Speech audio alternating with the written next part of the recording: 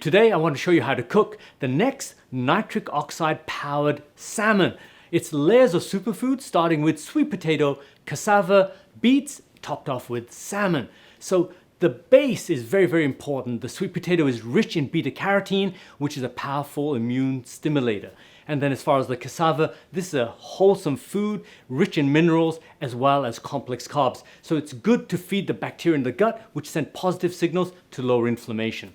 And as far as the beets, rich in nitrates and minerals, it's good for nitric acid production, so the blood vessels open up, increasing blood flow and lowering blood pressure. And as for the salmon, this is high in omega-3, which is a powerful way to reduce inflammation and stabilize cell membrane function.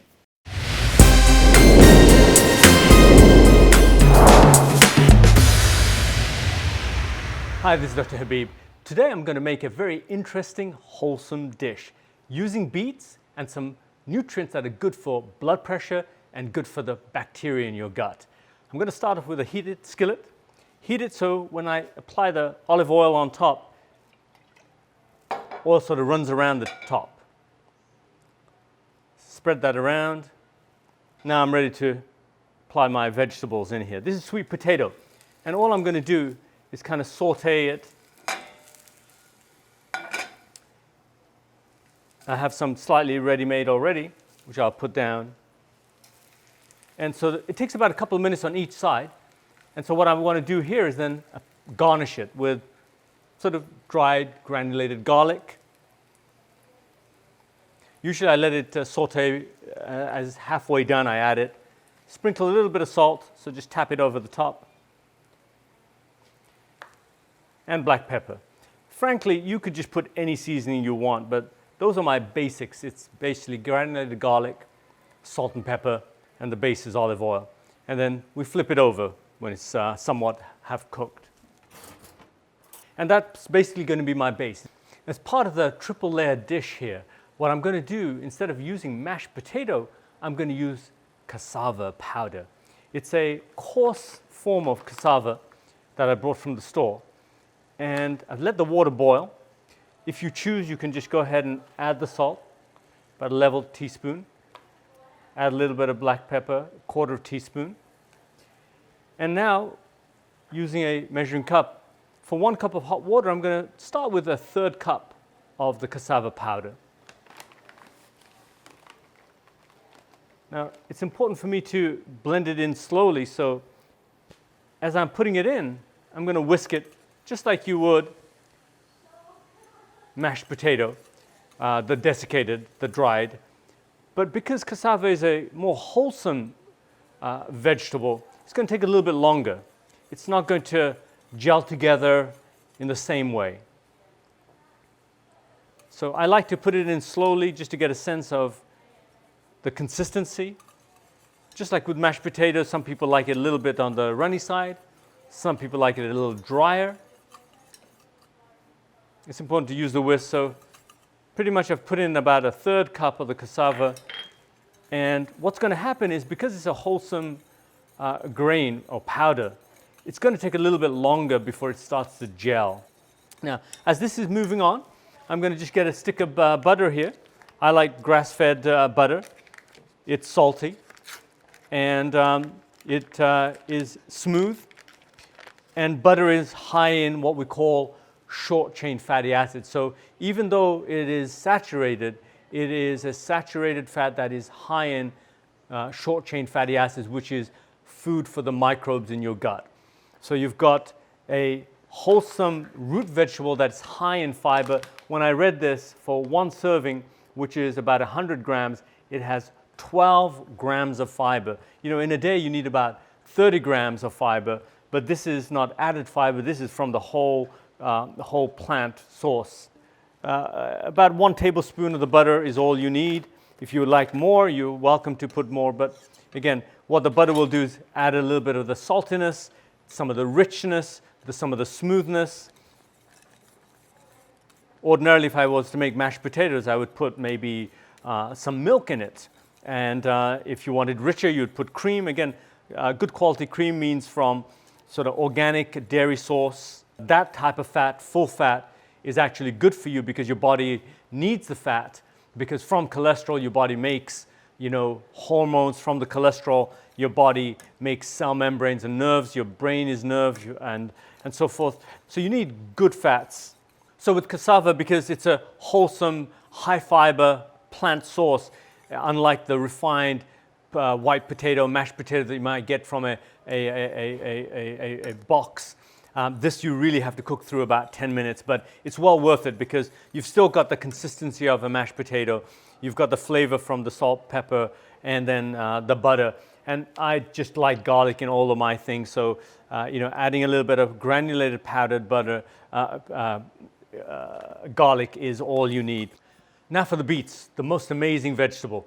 High in arginine, good for nitric oxide production. It's full of antioxidants, lots of fiber, which is good for the microbes in the gut. Again, the microbes use the fiber as fuel to produce short-chain fatty acids, and short-chain fatty acids then are messengers around the body for metabolism of fats and carbohydrates. So beets are an amazing, amazing product, and so what I want to do is put the right sauce with it, and I want a little bit of a tanginess to it. So I get the tanginess from rice vinegar. Apple cider vinegar is good for you, but it's a little too strong, a little too robust. This is a little bit milder. So again, it depends on how much you want to put in, but let's put 2 tablespoons of this in here. With that, about half as much dark maple syrup, and I was reading the ingredients here. It's a natural form of sweetness, and it's high in minerals again. Iron and calcium is in here. So about 1 tablespoon in here. The aim with everything is that you've got a little taste to figure it out. You want to add 1/4 teaspoon of salt. Let that melt in there. What I'm trying to do is see the balance between the sweet and the tart. It's actually there. The question is, do I have enough for amount of beets, which is about half a pound here. So now that's sort of blended together, I'm going to get my beets. And what I want to do is really chop them up kind of fine. So there's a little bit of a texture to them. It doesn't have to be uniform. When I cut, it tends to end up being uniform, but I want to just sort of chop them up into slices here.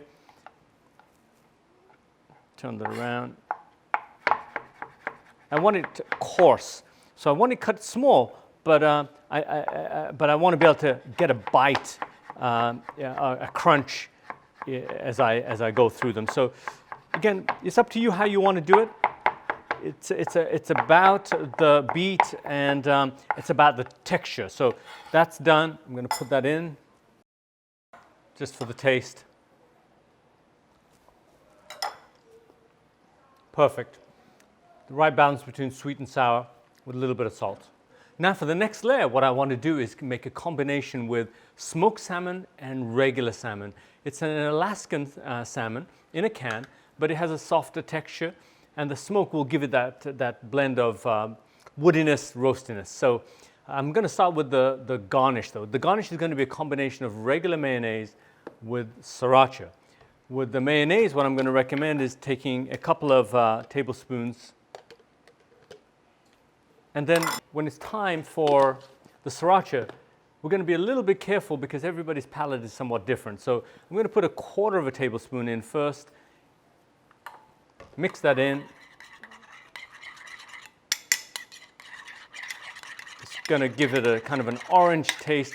Already the color doesn't quite look right for me, but before I add any more sriracha, what I'm going to do is just sort of have a taste.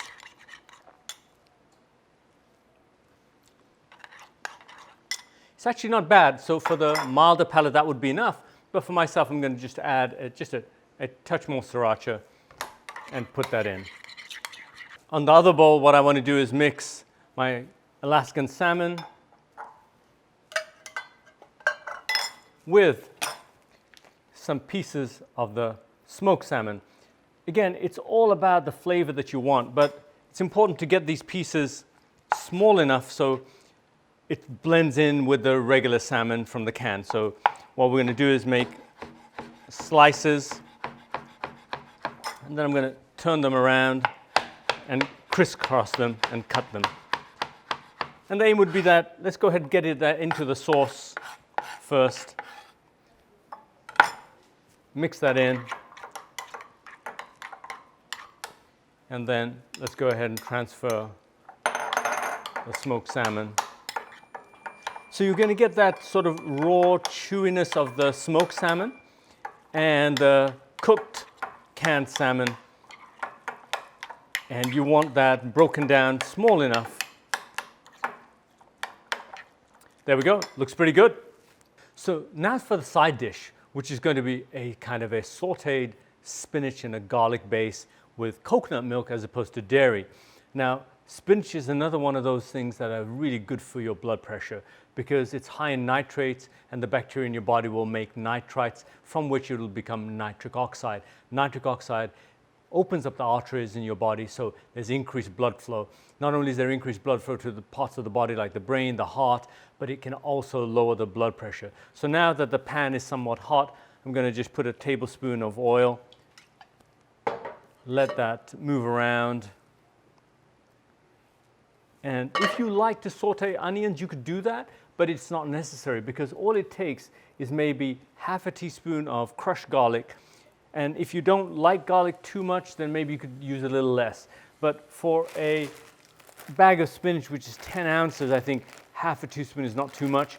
But of course, if your palate doesn't allow that, then maybe go down a touch, okay? So, get my wooden spoon out.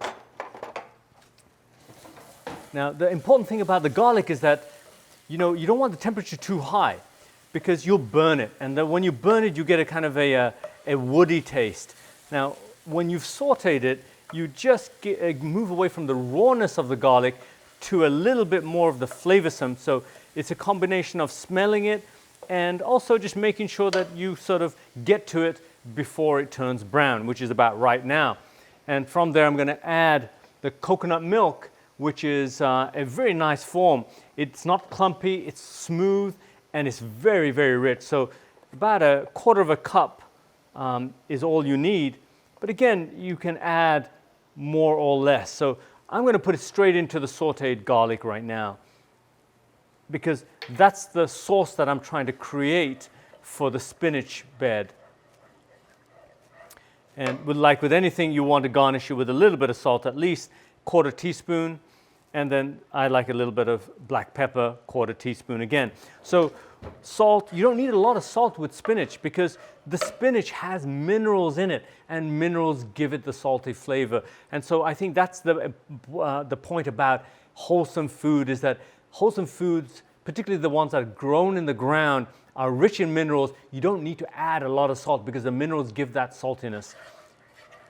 So now I'll raise the temperature, let it boil a little bit so that we blend the olive oil as well as the garlic and the coconut there. Now as I'm looking at that, I'm going to taste it. Not too salty, but of course when I've added the spinach, it's going to become less salty, and there'll be liquid coming out of the spinach as well as you saute that. So that's good. So right now I'm ready now to add the spinach because the sauce is blended. It's bubbling away a little bit there. And ordinarily I might be tempted to put the whole thing in, but I'm going to just put half a bag in. So that's of a 10-ounce bag, I'm going to put half of it in because as you cook it through, it's just going to reduce quite significantly to almost a quarter of its size actually. And so the temperature is nice enough that I can hear the liquid boiling away. And you'll see that within a couple of minutes, maybe up to 3 to 4 minutes, this large amount will become a dark bed of spinach in about a quarter of the size that it is right now. And so based on the fact that I know that it's getting cooked when it looks a little bit like that. And no worries, it's not, one area won't be overcooked and the other undercooked. They will pretty much all cook at the same rate now. And then you're going to see right now that what was a pan full of spinach is turning out to be much, much smaller in quantity. Okay, now for the plating, the final piece. what we want to do is have those layers. And the way I've chosen it may be different to the way you'd like to do it, but I like to have the heavier item at the bottom. So my sweet potato that's been seasoned goes to the bottom, followed by my cassava.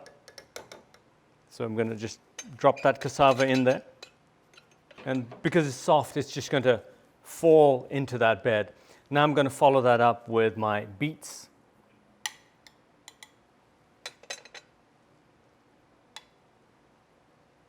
I'm going to just pat that down around the edges, followed by my salmon. That's that mix of smoked salmon as well as canned salmon. Going to pat that down. We're done. So let's get that out. There's your layered dish. What I'm going to do now is put my bed of spinach. You can add as much or as little spinach as you want. There we go. That's our wholesome, appetizing, layered beet version of my dish here.